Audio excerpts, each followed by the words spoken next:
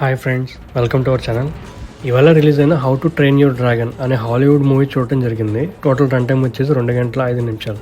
మీకు తెలిసే ఉంటుంది, ఈ మూవీ క్రెసిడా కోవల్ అనే బ్రిటిష్ ఆథర్ రాసిన నావల్ మీద బేస్ చేసి తీశారు. 2010లో మొదటి యానిమేషన్ మూవీ వచ్చింది. దాని తర్వాత 2 పార్ట్స్ కూడా వచ్చాయి. నా మూవీ ఎక్స్పీరియన్స్ చెప్పాలంటే బాగా నచ్చింది. టెక్నికల్గా సాలిడ్ ఫిల్మ్ ఇది.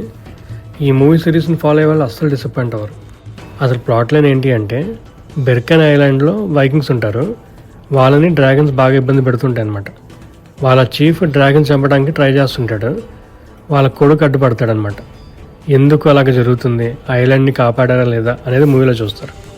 పాజిటివ్ చెప్పాలి అంటే, ముందొచ్చిన యానిమేషన్ మూవీకి లైవ్ యాక్షన్ రీమేక్గా తీశారు. అండ్ అక్కడ చెడగొట్టలేదు కూడా ఆ ఎమోషన్స్ అండ్ స్టోరీలన్నీ. నేను యానిమేషన్ మూవీస్ని చాలాసార్లు చూశాను, బట్ ఈ మూవీ మళ్ళీ ఫ్రెష్గా అనిపించింది నాకైతే. అండ్ అక్కడ బోర్ కొట్టలేదు. డైరెక్ట్ చేసింది డీన్ డిబ్లా. అండ్ ఈయన ఇంతకుముందు వచ్చిన 3 పార్ట్స్ ఆయనే డైరెక్ట్ చేశాడు. విజువల్ ఎఫెక్ట్స్ అండ్ సీజీ వరకు అయితే టాప్ నాచ్లో ఉన్నాయి. అండ్ డ్రాగన్స్ అన్నీ రియల్గా అనిపిస్తాయి మనకి. $150 మిలియన్ బడ్జెట్ అనుకుంటా.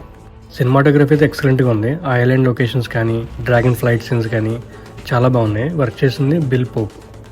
Background music and sound mixing కూడా బాగుంది.